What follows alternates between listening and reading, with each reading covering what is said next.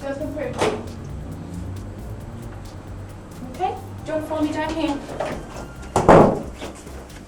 Do you want to go in and take a seat by the window?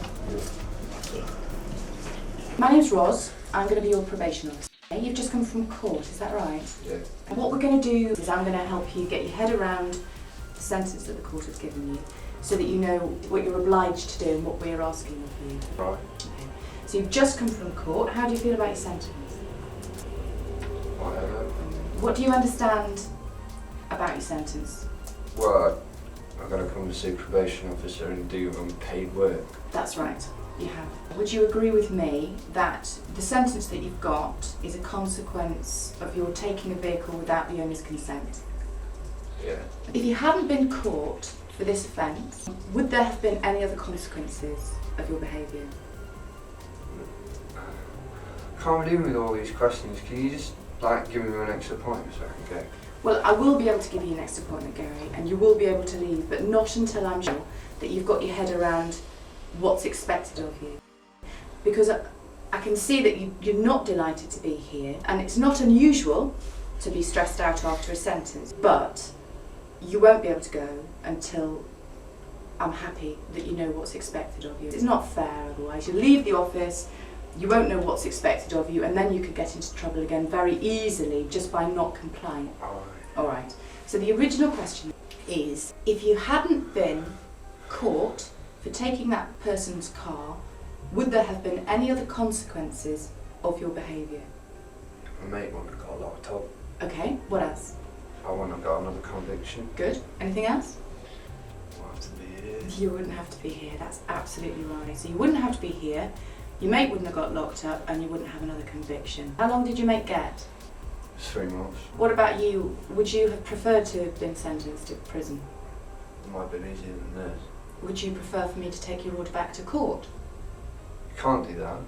I'm not suggesting that I will do that, but it is a possibility, because if, say for example, you tell me that you're not willing to comply with your unpaid work and with your probation order, what alternative do I have? Do you see? Yeah. My understanding from the Crown Prosecution Papers is that the car that you were trying to steal belonged to your mate's granddad, is that right? It's not my mate. But it was an elderly man, wasn't he? Yeah. What would the consequences for this elderly man have been once you burnt the car? Who said we was going to burn it? Gary, after you'd stolen the car, if you had stolen the car and the police hadn't stopped you, and you'd run out of petrol and then dumped the car, what were you planning on doing with it? Probably going to burn it. The consequences then for that elderly person or something that we will be looking at. Who is responsible for your behaviour, Gary? It's me, innit? Yes. And are you happy with your behaviour? It's not like I'm going around mugging old ladies, is it? It's not. Looking at your previous convictions, there is nothing that suggests that you actually want to hurt people, Gary, but the point of the question is, are you satisfied with how you're behaving? Do you want to carry on behaving in the way that you do? Your unpaid work then and your supervision order, what they're intended to do is to help you to see that there are different ways of behaving, to help you learn to see things from different perspectives so that you don't repeat patterns of behaviour which have got you into trouble in the past. Alright. Okay, so unpaid work, what is the point of that, do you think? Give something back to the community. You're absolutely right. Simply, it is a consequence of your behaviour. This is what you have to do. You are going to have 2 appointments every week. One of those is going to be an unpaid work day. That will be 7 hours a day. You will work every week for 7 hours a day for nothing. Every week? Every week. And you will also come to see me every week, right? You'll have to be on time. You'll have to keep those appointments. And if you don't keep those appointments, then you will end up being breached. Now, a breach is when you have not complied and you get sent back to court, and then the court can re-sentence you.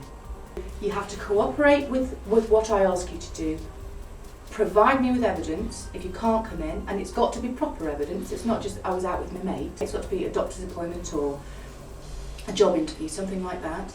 Or you will end up going back to court. Yeah, but what if I'm sick or something? Well, then you get a doctor's note. I'm going to give you an appointment for Friday for a full induction day for unpaid work. That'll be 7 hours. Don't bring your mobile phone because they'll send you home. and you have to provide your own lunch. 7 hours. Yes. All right? Right, yeah. Right. Okay, do you have any questions? No.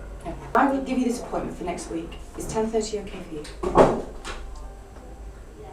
Next Thursday? Yeah, I think so. Yeah. Okay. Right. I give you a copy, and that is the proof that you have had an appointment given to you. But that means that you have to keep that appointment. Have you signed that for me then, please? We're done?